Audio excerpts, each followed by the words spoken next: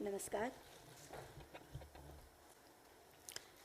सबसे पहले तो मैं आप सबसे क्षमा मांगना चाहूँगी कि पहले हमने आपको 12:30 बजे का समय दिया था, फिर उसे कैंसिल किया और दोबारा 3:30 बजे आपको कष्ट दिया। उसकी पृष्ठभूमि ये थी कि आज मैं सदन में इराक में बंधक बनाए गए भारतीयों के बारे में जो ताज़ा जानकारी मिली थी उसके बारे में संसद में बोलना चाहती थी। लेकिन जिस तरीके से संसद चल रही थी कि 5 तारीख से 20 तारीख तक कभी कोई काम नहीं हुआ, तो एक अनिश्चितता थी कि शायद आज भी बोलने न दिया जाए। इसलिए मैंने कहा था JSXP को कि 12:30 बजे प्रेस बुला लें, क्योंकि 1:30 बजे भारतीय समय 1:30 बजे मार्टियर्स फाउंडेशन की प्रेस कॉन्फ्रेंस पहले से तय थी। तो मैं चाहती थी कि देश अपने विदेश मंत्री से जानकारी प्राप्त करे बजाय मार्टियर्स फाउंडेशन के माध्यम से। लेकिन सुबह जब मैंने जाकर वेंकैया जी से बात की, क्योंकि वहाँ 0 11 बजे होता है, तो उन्होंने कहा कि नहीं, मैं यहाँ नेताओं से बात करूँगा और मुझे लगता है कि इतने संजीदा विषय पर वो शांति बनाए रखेंगे और आपको सुनेंगे। तो बाद में उनका मैसेज आया, मैं वहीं बैठी थी, कि सबसे बात हो गई है और आप पेपर लेंगे के बाद बोलिए, सब लोग सुनेंगे।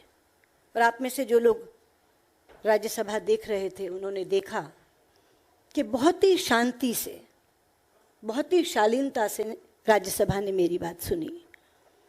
और आखिर में जो मैंने ये कहा कि सदन मौन धारण करके उनको श्रद्धांजलि दे, उसमें भी सब शामिल हुए।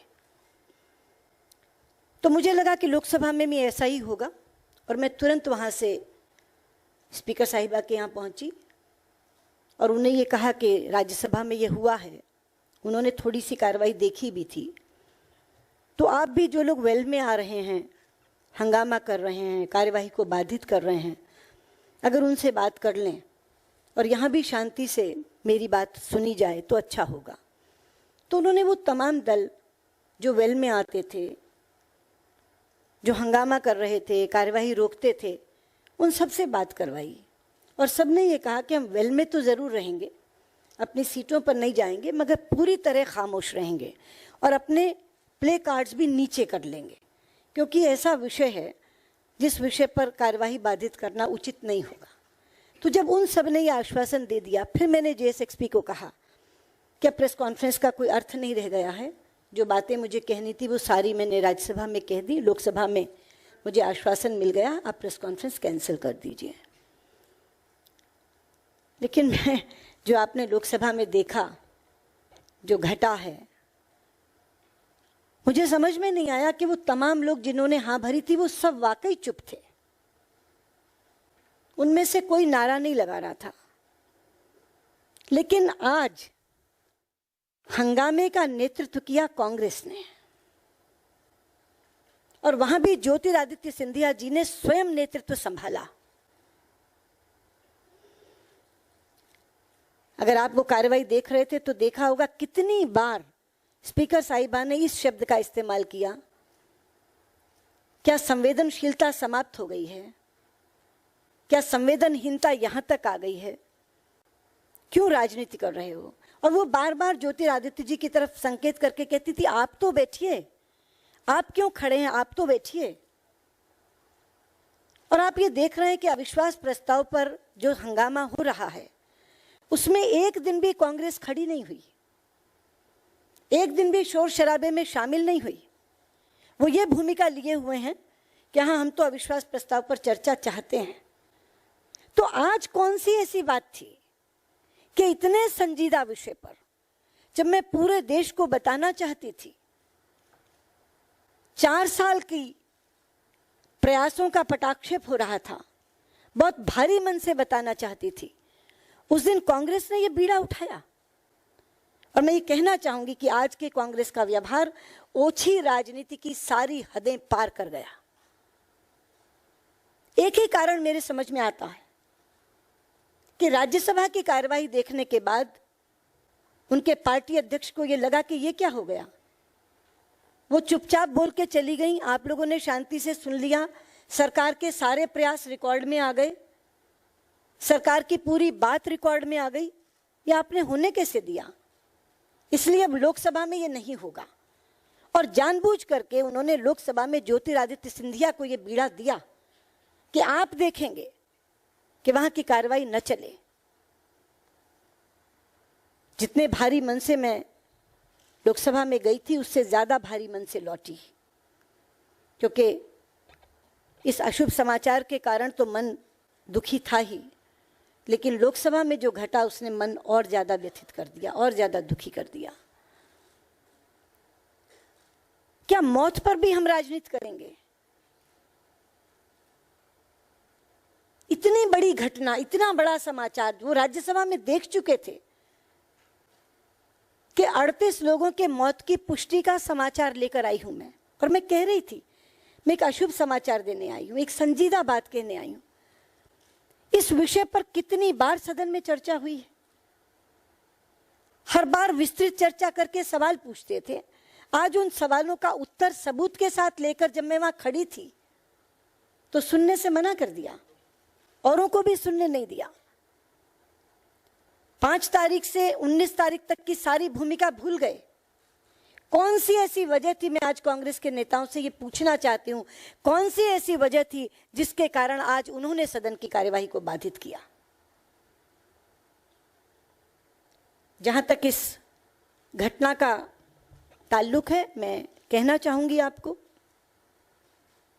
कि 2014 की घटना है, जून की, और अब 2018 का मार्च आ गया।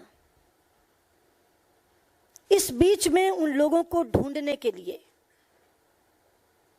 हर संभव प्रयास, संभव मैं मॉडेस्टी से कह रही हूं, वरना कह सकती हूं जो भी ढूंढने के लिए सोचा जा सकता है सरकार ने वो सोचा, जो किया जा सकता है सरकार ने वो किया। और प्रधानमंत्री जी समेत हम तीनों इसमें लगे। मैं उन तमाम बायलैटरल मीटिंग्स की साक्षी हूं कि जिन देशों से हमारे इन 39 लोगों को ढूंढने में मदद मिल सकती थी, हर उस बायलैटरल मीटिंग में उस देश के साथ द्विपक्षीय वार्ता में प्रधानमंत्री जी ने इस मुद्दे को उठाया, और बहुत वेदना के साथ उठाया। मैंने स्वयं उन तमाम देशों के विदेश मंत्रियों से उसी दिन फोन पर बात की, उसके बाद मिलकर बात की, और टर्की जैसे देश में तो इनकॉग्निटो में स्वयं गई कि अगर कोई भी चीज आप हमें बता सकते हैं, कोई सुराग दे सकते हैं तो प्लीज दीजिए, क्योंकि एक जिम्मेदार सरकार के लिए का उसका कर्तव्य है, उसका धर्म है कि बिना सबूत के किसी को मृत घोषित वो नहीं करती। हैं कुछ सरकारें जो शायद missing to be believed to be killed में विश्वास करती हो कि अगर खोए हुए हो तो मारे हुए समझे जाओगे। ये सरकार ऐसी नहीं है जो missing believed to be killed में विश्वास करती हो। बार बार मैंने संसद में ये बात कही है कि जब तक सबूत नहीं मिल जाएगा मृत घोषित नहीं करूंगी, उनकी फाइल बंद नहीं करूंगी। हाँ, जिस दिन सबूत आ गया उस दिन 24 घंटे की भी देरी नहीं लगाऊंगी, आके कबूल कर लूंगी कि वो मारे गए। मित्रों, कुछ प्रश्न उठाए हैं हमारे उन लोगों के परिवारजन ने, मैं उनका सबका सिलसिलेवार उत्तर देना चाहूंगी। पहला सवाल उन्होंने उठाया है कि हमने परिवार वालों को पहले क्यों नहीं बताया और संसद को क्यों बताया। आप सब जानते हैं कि संसदीय परंपरा का तकाजा है कि संसद के सत्र के चलते हुए अगर कोई भी महत्वपूर्ण घटना घटती है तो सबसे पहले संसद को विश्वास में लिया जाता है, बाकी लोगों को बाद में बताया जाता है। और इस केस में तो मेरा संसद में दिया गया वचन है, जिसको मैंने राज्यसभा में दोहराया, जहां मैंने कहा था 27 जुलाई 2017 को कहा था कि जिस दिन सबूत मिल गया और पक्का सबूत मिल गया उस दिन अगर संसद का सत्र चल रहा होगा तो कार्यवाही रुकवाकर संसद में आकर बताऊंगी, और अगर संसद का सत्र नहीं चल रहा होगा तो ट्विटर पर सारे देश को जानकारी दूंगी। क्योंकि संसद का सत्र चल रहा था इसलिए किसी भी अन्य को बताने से पहले मेरा कर्तव्य था, मेरी सांसदिक मर्यादा थी कि मैं पहले संसद को बताती और किसी को भी अन्य को मैं बाद में बताती। दूसरी बात उन्होंने पूछी है कि इन लाखों लोगों में से ये लाशें कैसे मिल गईं। इसके पीछे का प्रयास मैं उन्हें बताना चाहती हूँ। ये लाखों लोगों में से नहीं मिली। और इसी के साथ उन्होंने ये भी प्रश्न किया कि जब वो हमारे डीएनए सैंपल्स इकट्ठे किए थे तो क्या ये पता था कि हम मर गए। पहली बात तो मैं बता दूं कि मोसुल की मुक्ति से पहले हम ज़्यादा प्रयास ये जिंदा हैं या नहीं इसका कर रहे थे, लेकिन मोसुल की मुक्ति के बाद जब 20-25 दिन तक किसी भी व्यक्ति का कोई फ़ोन नहीं आया तो हमें ये लगने लगा कि अब मृतक शरीरों में भी ढूंढा जाना चाहिए। आपको मालूम है कि बहुत बड़ी संख्या में मास ग्रेव्स वहाँ निकली थी। उन मास ग्रेव्स में हमारा कोई व्यक्ति तो नहीं है, तो उससे ये पता चल जाए कि बाकी लोग भी इसमें हो सकते हैं, इसके लिए हमने डीएनए सैंपल्स लिए थे। और ये मास ग्रेव्स का काम जो मार्टियर्स फाउंडेशन कर रही थी, उन्होंने हमसे मांगे थे, क्योंकि जब हमने उनको कहा, यहाँ जब इराक के विदेश मंत्री आए थे और मैंने उनसे कहा था कि आप कम से कम इस तलाश में हमारी मदद करिए, तो उन्होंने मार्टियर्स फाउंडेशन से हमारा संपर्क कराया था। तो उन्होंने कहा था कि आप डीएनए सैंपल्स इनके भिजवा दीजिए, माता पिता के या सगे भाई बहन के, क्योंकि उसी से मैचिंग अच्छी होती है। तभी हमने उन चारों राज्य सरकारों से संपर्क किया था जिनके ये बच्चे हैं, एक पंजाब, एक हिमाचल, एक बिहार और एक पश्चिम बंगाल। 4 राज्यों से ये संबंधित है। और उनके माध्यम से डीएनए सैंपल्स इकट्ठे करके मार्टियर्स फाउंडेशन को भेज दिए थे। ये उन मास ग्रेव्स के लिए भेजे थे, लेकिन ये जो मिले हैं उन मास ग्रेव्स में से नहीं मिले। ये मिले हैं जब जनरल साहब बदूश गए और वहां एक व्यक्ति ने ये कहा कि ये एक टीला खड़ा है। हमने देखा था कि इस टीले में काफी लाशें एक साथ दफनाई गई थी। जैसे ये पता चला कि एक टीला है और उसमें एक साथ सारी लाशें दफनाई गई थी, तब हमको लगा कि इस टीले को जरूर देखना चाहिए। और तब हमने इराकी अथॉरिटीज को कहा कि आप डीप पेनिट्रेशन रडार से पहले नीचे देखिए, जांच करके बताइए कि क्या इसमें नीचे पार्थिव शरीर हैं, क्या नीचे मॉर्टल रिमेन्स हैं, क्या डेड बॉडीज हैं। तो सबसे पहला काम उस माउंट को, उस टीले को देखने के बाद हमने डीपीआर से जांच करवाने का किया। और डीपीआर से उन्होंने बताया कि हाँ, नीचे डेड बॉडीज हैं। हम वहां नहीं रुके। उसके बाद हमने कहा कि इस टीले की खुदाई करवाओ। आसान नहीं थी खुदाई, लेकिन हमने कहा कि नीचे तक जाओ और केवल खुदाई नहीं करो, बॉडीज एक्सह्यूम करो, सारे शव निकाल कर लाओ। जब वो शव निकल करके आए तो पहला प्रमाण मिला कि संख्या 39 थी। उस टीले में दफनाए गए लोगों की संख्या 39 थी। 39 शव निकले, ये पहला प्रमाण था। दूसरा प्रमाण था, उसमें से कुछ लंबे बाल निकले, क्योंकि इसमें कुछ सिख बंधु थे। लंबे बाल निकले, एक कड़ा निकला जो सिख धर्म के लोग पहनते हैं। तो उम्मीद बंधी कि ये हमारे लोग हो सकते हैं। वहां से उन शवों को बगदाद ले जाया गया और बगदाद ले जाकर मार्टियर्स फाउंडेशन से ये कहा गया कि जो डीएनए सैंपल पहले से आपके पास हमने दिए हुए हैं मास ग्रेव्स के लिए, उनको आप कृपया इससे पहले करके देखिए। हमें ऐसा लगता है जो प्रमाण मिले हैं कि ये जो टीले में से 39 शव निकले, ये हमारे लोगों के हो सकते हैं। उन्होंने हमारे अनुरोध को स्वीकार किया और हमारे जो डीएनए सैंपल दिए गए थे, उन डीएनए सैंपल से उन्होंने उनका मैचिंग शुरू की। सबसे पहला मैच एक लड़का है इसमें, संदीप कुमार, उसका हुआ। उसके बाद बाकी मैचिंग्स होने लगी। हमारे एम्बेसडर वहां से बताते थे आज 5 मैच हो गए, आज 6 मैच हो गए, आज 8 मैच हो गए।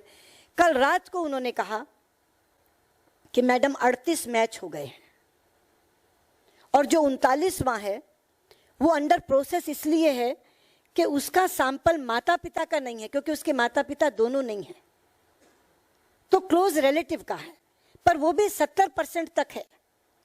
पर मार्टियर्स फाउंडेशन का प्रोटोकॉल इतना ज्यादा सख्त है मित्रों कि 70% पे वो डिक्लेयर करने को तैयार नहीं है।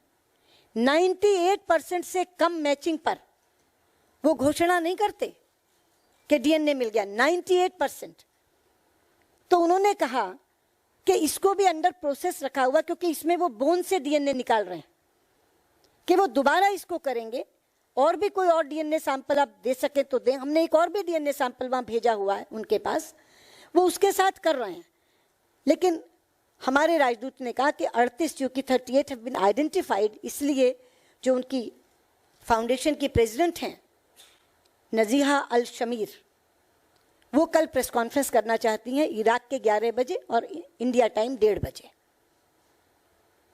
तो आज उन्होंने प्रेस कॉन्फ्रेंस की, थोड़ी लेट हो गई, इंडिया टाइम शायद 2:30 बज गया था तब तक जब हुई, लेकिन उन्होंने जो बात मैंने कही थी राज्यसभा में उसको पूरी तरह से उसकी पुष्टि की कि हमारे पास जो डीएनए सैंपल्स आए थे उनमें से 38 have been identified, 1 is under process.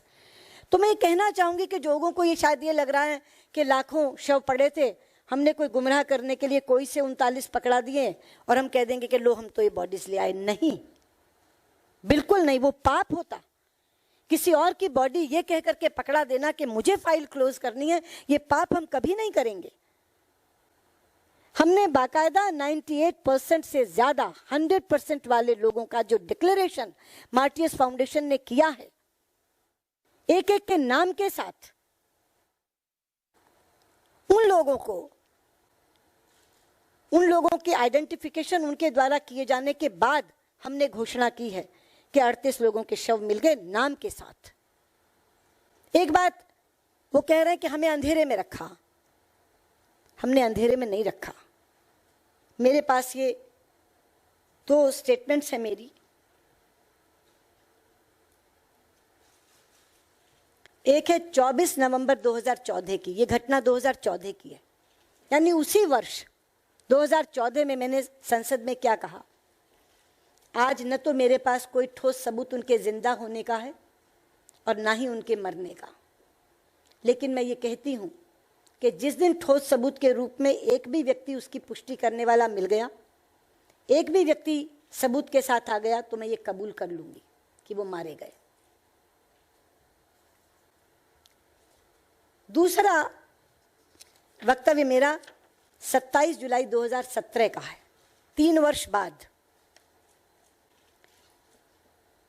सभापति जी, मैं ये दोहराना चाहूंगी कि जब तक मेरे पास कोई सबूत उनके मारे जाने का नहीं है, मैं उन्हें डेड डिक्लेयर नहीं करूंगी, उनको मृत घोषित नहीं करूंगी। बिना सबूत के किसी के लिए कह देना कि वो मर गया, ये व्यक्तिगत तौर पर पाप है और सरकार के लिए गैर जिम्मेदाराना। इसलिए ना तो मैं गैर जिम्मेदाराना काम करूंगी और ना ही पाप करूंगी। जिस दिन एक भी सबूत मिल गया और पक्का सबूत मिल गया, तो बिना देरी किए, अगर संसद का सत्र चल रहा होगा तो चेयर से अनुमति मांगकर कार्यवाही रुकवाकर यहां जानकारी दे दूंगी।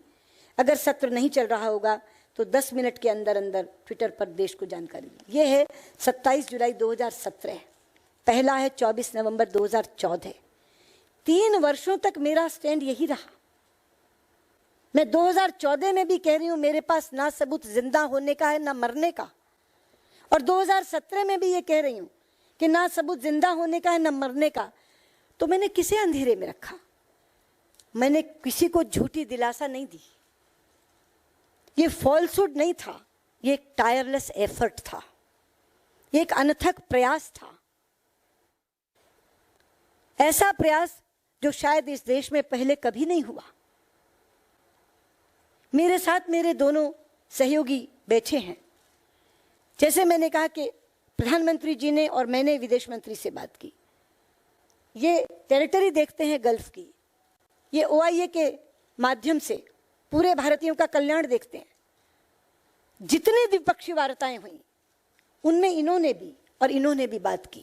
और जनरल साहब तो कितनी बार वहां गए, मोसुल की मुक्ति के बाद 3 बार गए, मोसुल की मुक्ति के बाद 3 बार गए। क्योंकि जिस समय यहां विदेश मंत्री आए थे इराक के, तो बाद में मुझे अकबर साहब ने बताया कि मैंने उनसे ये कहा था कि मैं जनरल VK सिंह को भेजना चाहती हूं, लेकिन आपसे एक मदद चाहती हूं कि वो अकेले नहीं, आपके अधिकारी साथ जाएं। और इस प्रयास में हमारा साथ दें। तो बाद में मुझे अकबर साहब ने बताया, आप ही बता दीजिए क्या बताया, बता दीजिए। हाँ,